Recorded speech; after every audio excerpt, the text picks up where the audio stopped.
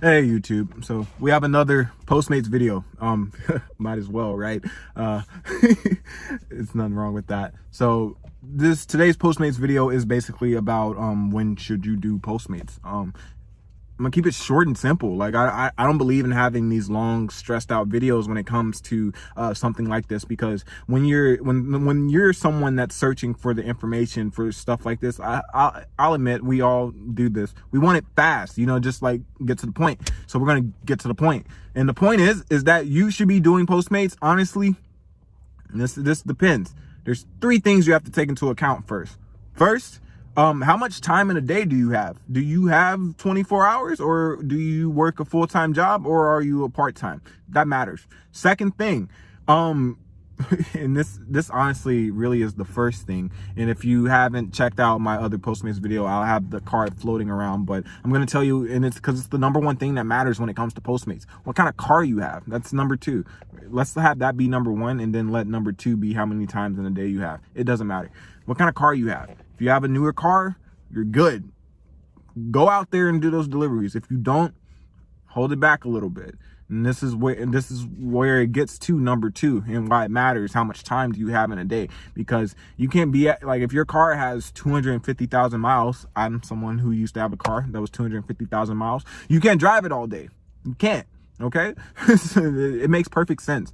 So how much time in a day do you have? What kind of car you have? And the third thing is, what spots are you, like, what's going to be your location? If you like, because if you are if you're in Kansas, this is gonna suck, but if you're in a place like Los Angeles, okay, your location, you need to go to the restaurants where things are popping, where they do have deliveries, where people do ride sharing, whether it's Grubhub, Postmates, etc. Usually if they have like Uber Eats or Grubhub or something, they probably are going to have Postmates. They typically do. Okay, those three things matter. Now, as far as what time of the day you're going to do it, honestly, the best times to do it are during the peak hours. They tell you on the app, if it's not something you've gotten into and you haven't downloaded the app or have had time to experience it yet, that's basically the peak times are the times that you should be going out and doing deliveries. Now, let me dial it back a bit.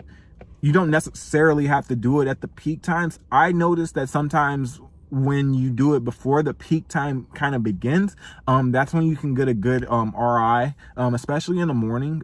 So the peak time usually starts in the first one. There's two of them, by the way. There's basically lunch and dinner, but the first one is lunch, and it starts around 10:30 or so. That's when it starts. But honestly, if you have time, especially on a Saturday or Sunday, if you have at least some time before 10:30, go in.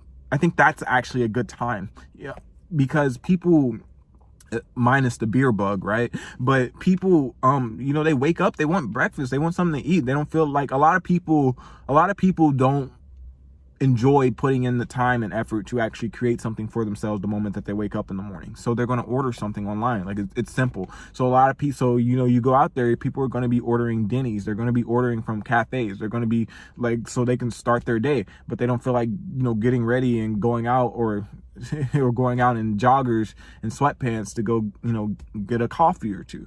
So those time, honestly, before the peak hours is the time that you should do Postmates.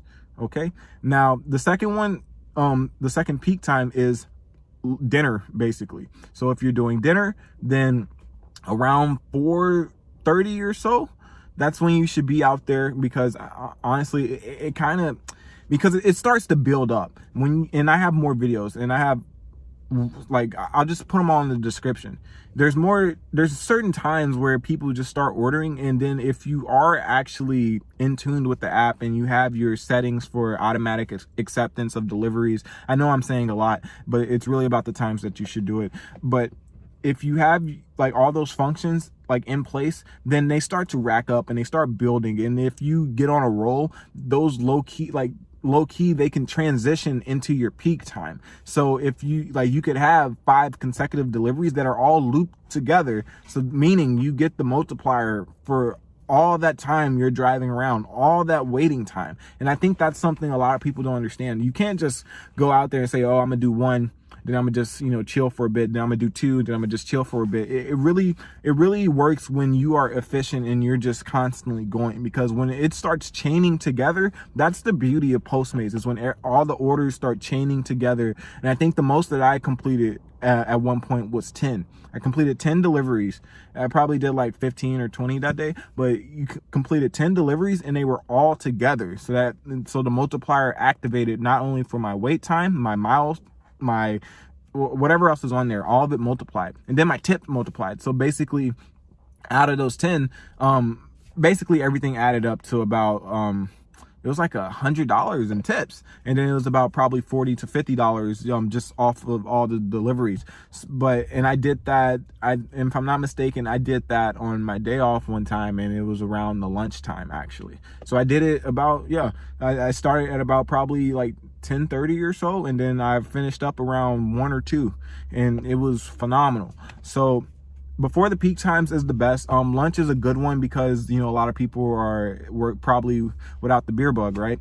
Or they're working office jobs, and let's be honest, like a lot of, like if you walk outside and see a lot of these people, they're not necessarily people that are taking care of their bodies. They do have the muffin tops, they do, you know, everything going on with them. But the point is that they're ordering food, so therefore you can deliver them their food, and then you can make more money. So I think that's a good time. So honestly, before the peak hours is the best time to deliver, but definitely during the peak hours, because you get the multiplier of delivering during the peak hour, and that's honestly it. Now, if you're strapped for time, probably a good, like, definitely in the morning, a good 2 or 3, definitely in the morning is the best, because people are ordering from like major chains that are opening up. It's kind of tough at night because you're just gonna get fast food deliveries at nighttime when it's like 9, 10, 11. You could probably get some tips. It's not going to be as good as those morning or afternoon tips or dinner tips. So if you're delivering at night, if that's the time you have, I wouldn't spend too much time on it. One, you not only have to worry about your safety, because there are some shady MFs out there, and then on top of that, you're not going to be getting tipped that much. You know, you might make back what you would have ran on gas, but it's I don't think it's worth it unless you're trying to hit incentives. And in all my videos, I think about Postmates, I mentioned that if you're trying to hit the incentives, then the fast food is king. If you are just trying to stack up you know, dollars and money and actually get a good ROI, fast food ain't it for you. It's not. So yeah, that's the video. Hopefully it didn't string on too long, but yeah, 3 things you have to take into account when you're thinking about what time you're going to deliver is what kind of car you have. Is it new or old? How much time in a day you have? Because if you're full-time or part-time, if you're full-time, it's going to be a little tough. So you're just going to have to, you know, make some sacrifices sometimes, and that's up to you. And if you're part-time, I guess you could probably do Postmates full-time, and then wherever you're going end up being part-time. But if you don't have, but it all starts with your vehicle. If you don't have like a newer model of a vehicle with low miles, then don't put all the wear and tear on your car. You know, I would probably stick to about probably once or twice a week, honestly, if you can, depending on how often you're working during your schedule. And the third thing is your location. Go to the restaurants where like a lot of people like order stuff is. So like if there's lines, people are probably ordering things from there on Postmates. You know what I mean? So like just think about it. You know, do some research on your environment, figure it out. But that's really it. The best times to actually deliver are before the peak times. Keep that in mind. Yeah, the peak times are good, but it's really before. That's when it starts basically getting the gears turning. So little tip. So if you like this, like, comment, share with someone that is trying to get into Postmates or just whatever, anything Postmate related, and subscribe. Yeah, I'm not the Postmates guy, I'm not, but I have no problem sharing my experiences on things that can not only help you, but obviously help me too. So yeah, catch you on the next one. Have a good day. Points, I got aching joints. Ever since I was a kid, I had to make a point. I had to rip a crowd, I had to make my vows to this thing that made me who I am and held me down. Shout out Kyler Holmes, you made this house a home. Remember wishing there was way more to us than poems, but that was back then. I'm 22 now, I got other avenues to get me through now.